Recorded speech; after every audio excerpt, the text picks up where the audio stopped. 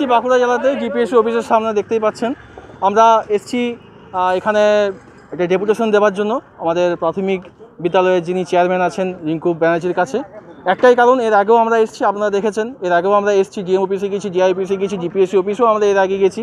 একটাই দাবি আমাদের যে আমরা 2014 সালের প্রাথমিক টেট পাস করে আছি।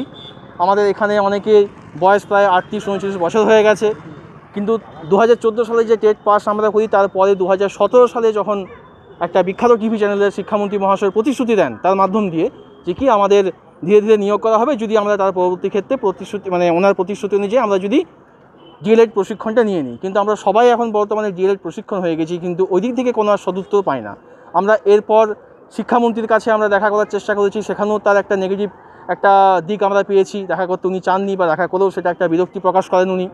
কিন্তু পরবর্তী ক্ষেত্রে আমরা শিক্ষামন্ত্রীকে ফোন করি, যেটা অলরেডি আমাদের মাল্টিমিডিয়ার দৌলতে অলরেডি ভাইরাল হয়ে গেছে। সেখানে ওনার বক্তব্য আপনারা শুনেছেন হয়তো সবাই, যিনি এটাকে বলেছেন হ্যাঁ ঠিক আছে, চাপিয়ে দিয়েছে সেই নিউজ পেপারের উপরে, নিউজ চ্যানেলের উপরে, বা চাপিয়ে দিয়েছে সেটা অন্যদের উপরে।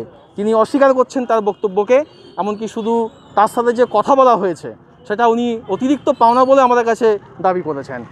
যদি এটাই অতিরিক্ত পাওনা হয়, তাহলে আমরা ওই জায়গাতে ওনাকে বসিয়েছি কী করে? 2011 পর যে ভোটগুলো 2016 ভোট হয়ে এসছে, সেই ভোটের জন্যই আমাদের ভোটের দৌলতেই কিন্তু আজকে যে সরকার চলছে।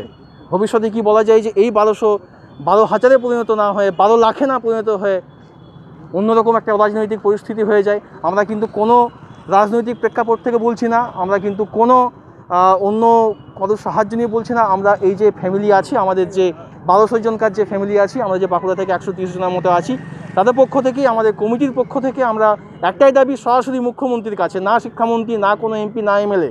কারণ আমরা এর আগে অনেকবার গেছি তাদের কাছ থেকে, কোনো সাহায্য কোনো সদুত্তর পাইনি। শুধু একটাই যে দেখছি দেখবো, এরকম আমরা চাই না। শুধু প্রতিশ্রুতি, এত প্রতিশ্রুতি নিয়ে আমাদের চলবে না, প্রতিশ্রুতি নিয়ে আমাদের পেট ভরবে না, প্রতিশ্রুতি নিয়ে আমাদের মা বাবাকে দেখা আমাদের সম্ভব হবে না। আমাদের চাই নিয়োগ, যেটা উনি প্রতিশ্রুতি দিয়েছেন। আমরা কোনো মিথ্যা বলছি না, সে ক্লিপ আছে আমাদের কাছে, সে সমস্ত ফুটেজ আমাদের কাছে আছে। সেই প্রতিশ্রুতি এখনো পালন হয়নি। আবার 2021 নির্বাচন অলরেডি চলে এসছে।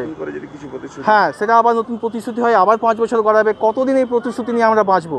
প্রতিশ্রুতি দিয়ে পেট ভরে না, প্রতিশ্রুতি দিয়ে মিথ্যা আশ্বাস দিয়ে ভোটটাই শুধুমাত্র হয়, আর কিছু হয় না। যদি নিয়োগ না হয় আগামী দিনে কি আরো নিয়োগ না হলে আন্দোলন তো বড় তো হবেই, শুধু এবারে এখানে না, যা হবে এরপর কলকাতাতে হবে। কারণ এখানে এনাদেরকে বলেছি আমরা, এনারা যথেষ্ট সাহায্য করার চেষ্টা করেছেন এনাদের দিক থেকে, কিন্তু আসল জায়গায় যদি কোনো আসল সদুত্তর না পায়, তাহলে আমরা কী করবো? এরকমই তো চলতে থাকবে। আজকে যা করছি, আমাদের কাছ থেকে যেটুকু পয়সা বেঁচে আছে এদিক ওদিক করে ধার করে হলো আমরা এই কর্মসূচি করছি। কত কর্মসূচি এরকমভাবে চালাবো? এই কোভিড পরিস্থিতি আছে, একদমই তাই। এরকমভাবে আমরা কীভাবে চালাবো? আমরা এই পরিস্থিতিতে সম্ভব নয়। আজকে যে বাড়িতে এখানে এসছে, বাড়ির থেকে বেরিয়ে, আজকে যে আমাদের কোভিড-19 যে আমরা এফেক্টেড হবো না, তার কি মানে আছে? একে তো চাকরি নেই, বিনিয়োগ নেই, কিছু নেই আমাদের কাছে, আমাদের প্রতিশ্রুতি পূর্ণ করছে না। তার উপর যদি আজকে আমাদেরই যদি একটা প্রাণহানি ঘটে, অলরেডি 2 জনকার আমাদের বন্ধুদের হয়েছে, এরকম যদি আস্তে আস্তে ঘটতে থাকে, তাহলে আমরা কী করবো? আমরা সরকারের বিরুদ্ধে নয়, কিন্তু আমরা চাই সরকারের যেন প্রতিশ্রুতি দেওয়া বন্ধ করে কাজ যেন করা শুরু করে। সৌরভ কুণ্ডু, বাঁকুড়া।